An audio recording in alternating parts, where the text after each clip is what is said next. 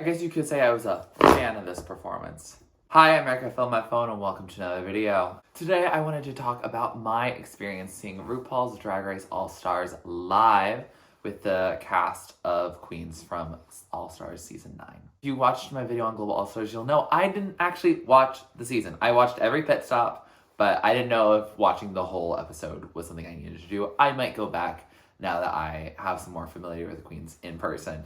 I might consider going back and doing that, if you guys especially think I should. Now, for those of you wondering, I did not actually pay for this show. This was a birthday gift that my mom got for me. We went and saw it together because I just turned 25. And so I wasn't aware of how much she paid for tickets. We sat in orchestra, which was very lovely. Looking at other dates for the rest of the tour, it looks like that will be a high 2-digit, low 3-digit situation. But yeah, I was really just happy to be there. And we were on this really nice part of the orchestra where the queens kept deciding to walk off the stage and get very close to us, which was lovely. But I'll get into that in a moment. What I'm going to do is I'm going to actually walk you through what happened during the show. Generally speaking, I'm not going to spoil everything because I want you to have a great experience seeing them live in whatever context you do.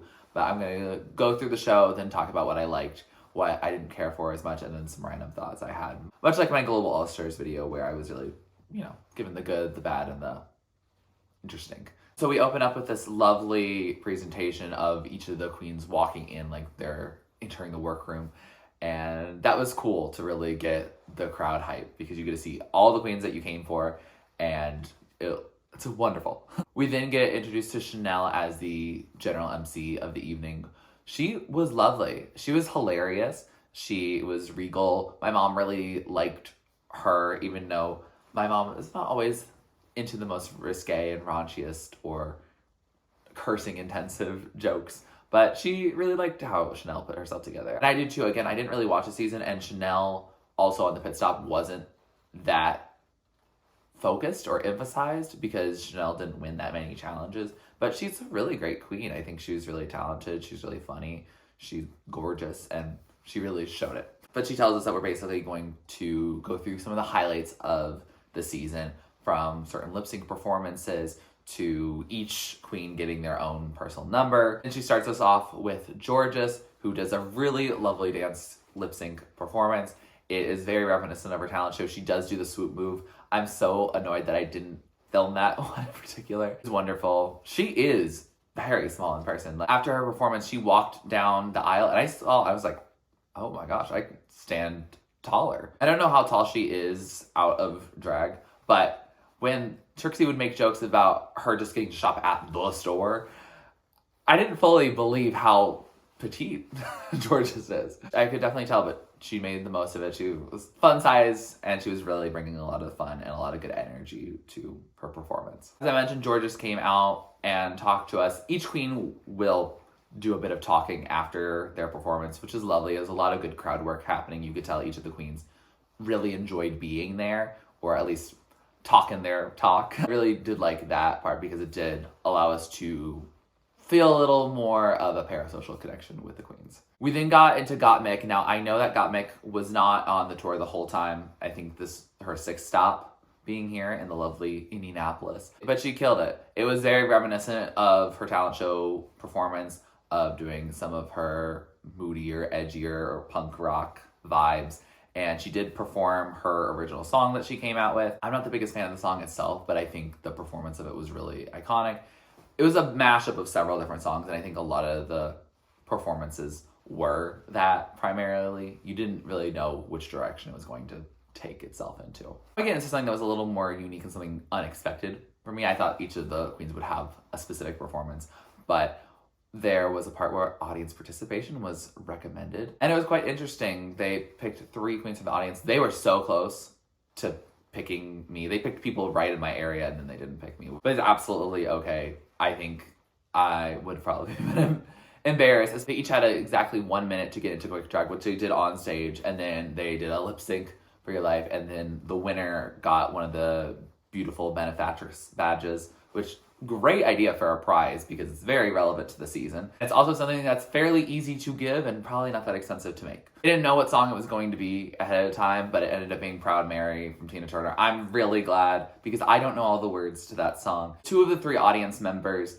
were honestly, in my opinion, killing it. And then the other one was this white woman from Martinsville, Indiana, which is a very small town. I've been there, but you don't need to, ever.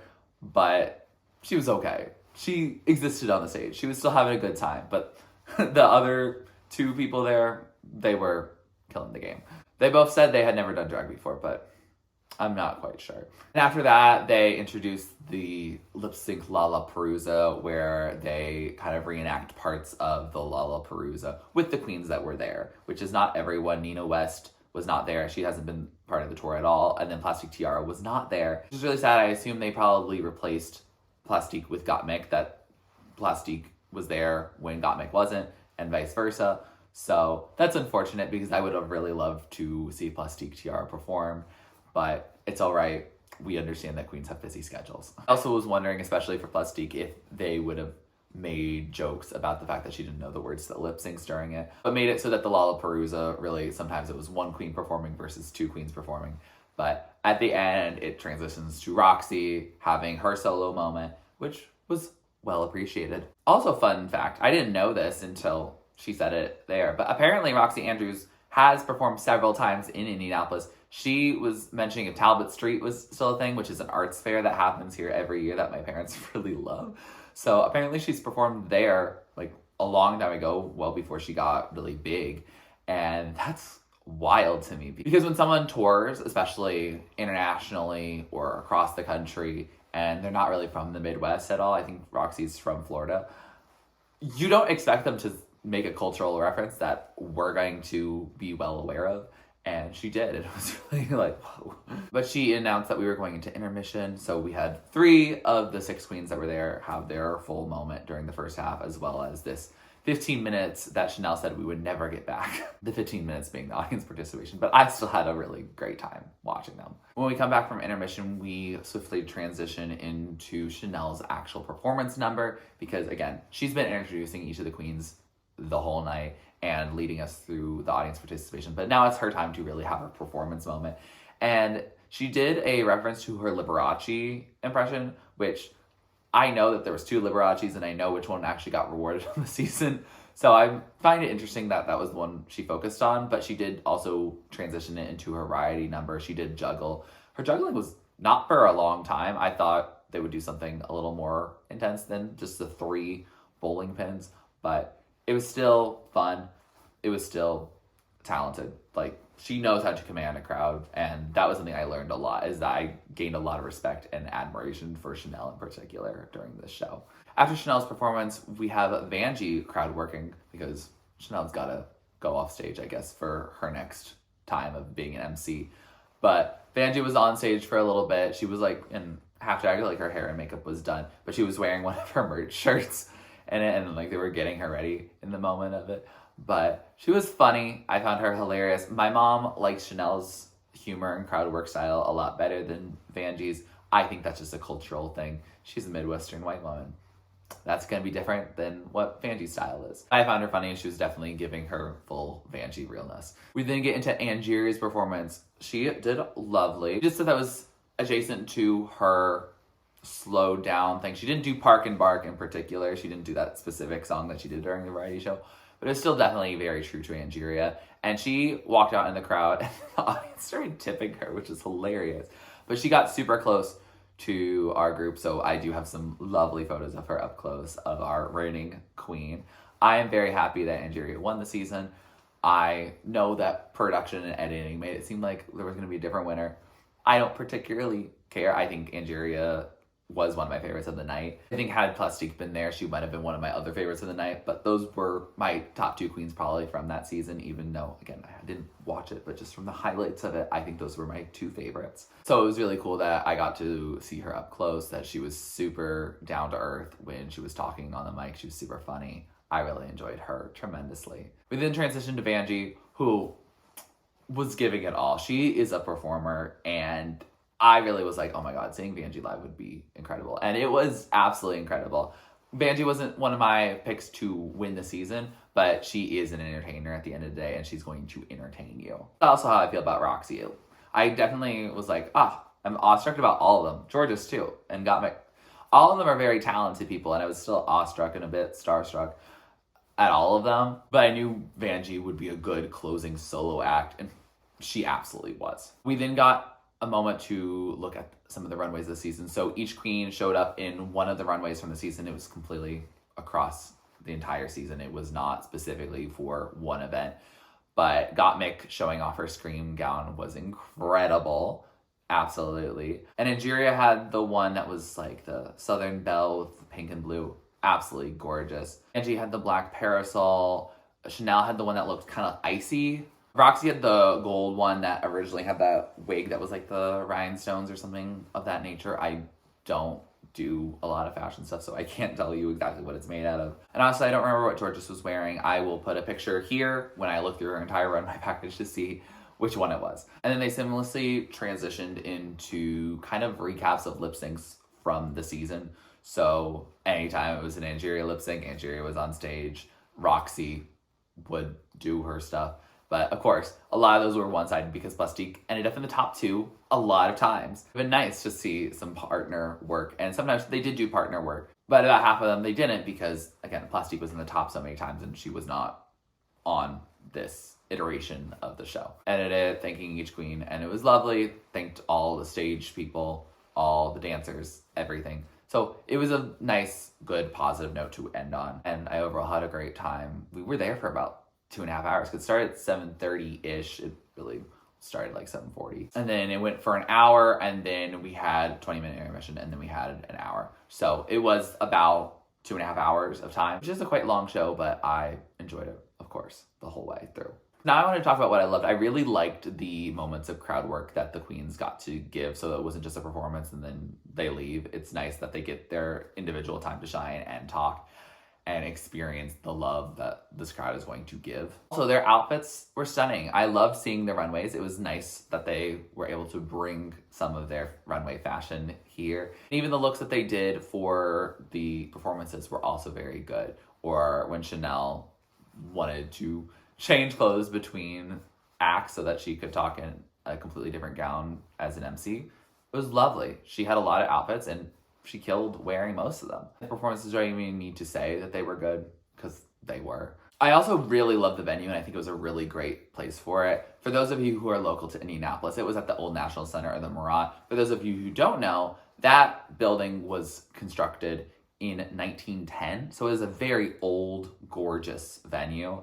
And it's really cool to see something that feels very like regal and stuff be a fitting place for these queens to do their work. And it was built and commissioned probably by people who might not have known what drag was. It was not popular, I don't think, at the time. I don't know my 1900s America, especially that early, but it's really cool to see the evolution of a space and what it can be used for. And it was really cool to be there. They even mentioned themselves on stage, like, this is a beautiful stage and area, and absolutely it was. My couple of critiques or moments of disappointment, it's not much. I did have a great time at the show, but I figured I should mention them. One is Plastique. I feel like you should advertise who's going to be at which show, because I really loved what I learned about Plastique. I think she's one of the most gorgeous queens in and out of drag, and it would have been lovely to see her. I still enjoyed getting to see Gottmik, of course, but I feel like we should know in advance exactly who we're going to see. I think it is odd, especially when you think your favorite queen's going to be there and they're not. I also think there was times where it was a bit slower than it needed to be. We had a couple of ad breaks while they got ready for our next thing on this big screen that they had on the stage. And so it didn't always feel like we were moving at a pace of like, whoa. But I guess if you're having your night out and you're a little tipsy and stuff like that, that's not a big deal. But if the line during intermission was too long or it just started to wear off at that point, you know, you're going to start noticing, oh, it's a bit slower. And it could have been a tighter time, especially for how long the show ran for. You could have done everything and more in less time, technically. But they went fairly slow at a calmer pace. And the more that I'm mentioning when I say that is also that some things felt like they got cut short. I think all the solo acts were perfect at the exact level, but they could have done the runway walks slower. They could have done the lip syncs for a much longer time. All the lip sync songs were cut short even more than the edit on a show is. It would be like 30 seconds of the song rather than, oh, wow, you could actually just show off the song, you know? You have the rights for it. I'm sure you can go longer. And it would give the queens a little bit more than just their solo performance. Now, I'm not someone who's been doing drag or anything, but I am someone who does perform. And I know that, especially if it's easy and stuff that you can do routinely, if you want to be in the spotlight for longer, which I assume a lot of the queens do generally, then that's a very easy way to give them more time, is give them more time as they walk down their runway, or give them more time during the lip sync that they already have done over time. It's not something that is too intense. They're not, no risk of going home. There's no money on the line.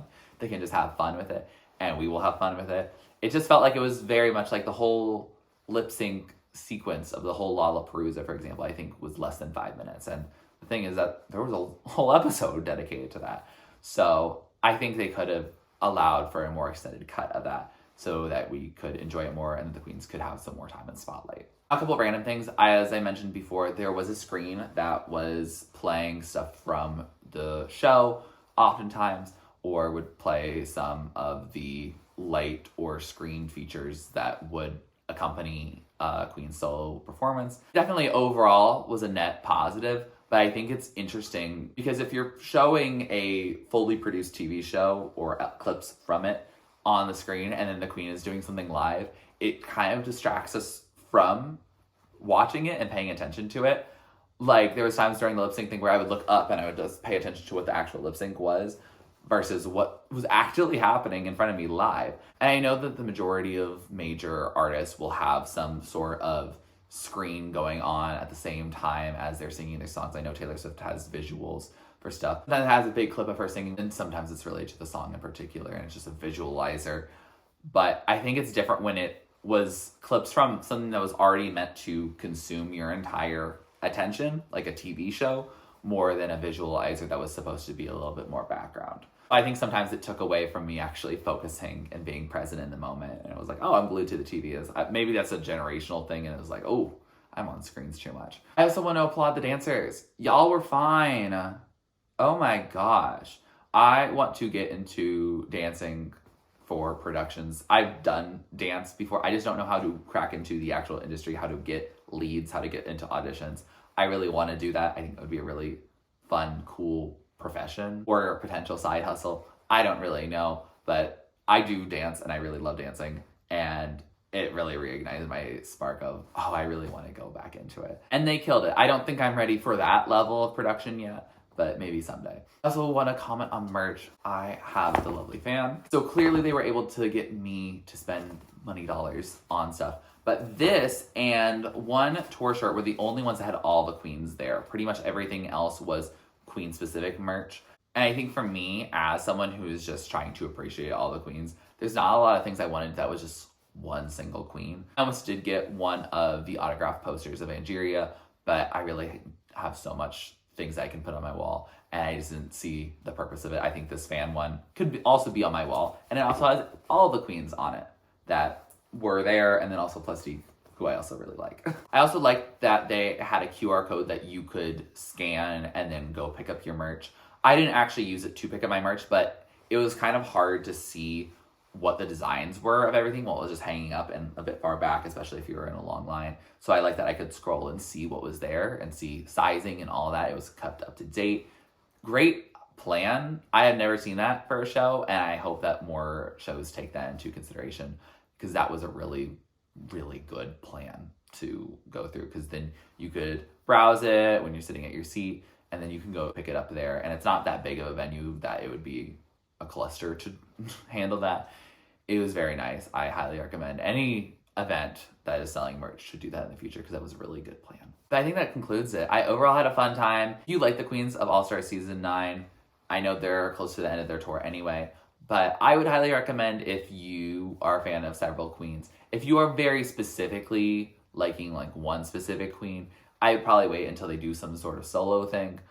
But in the meantime, I highly recommend it. I had a great time. I didn't even watch the season, so most of the queens I had never really thought of as people who were consuming most of my attention.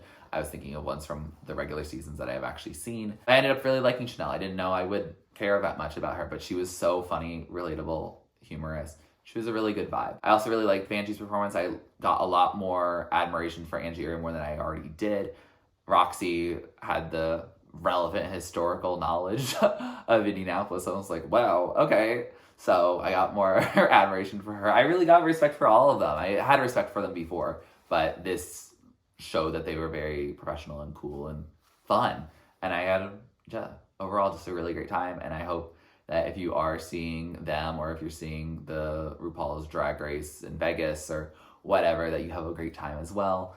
And yeah, please let me know all your thoughts about the live performances, or if there's any other drag live performances I should check out. It was a welcoming and perfect distraction from the presidential debate. So yeah, overall had a great time. And I hope you all have a great rest of your day. If you like this video, please like it, please comment down below what I can do next on my channel. Please subscribe to my channel if you're not already and you'd like to be. And thanks for watching. This is TurtleStormer. Catch you later.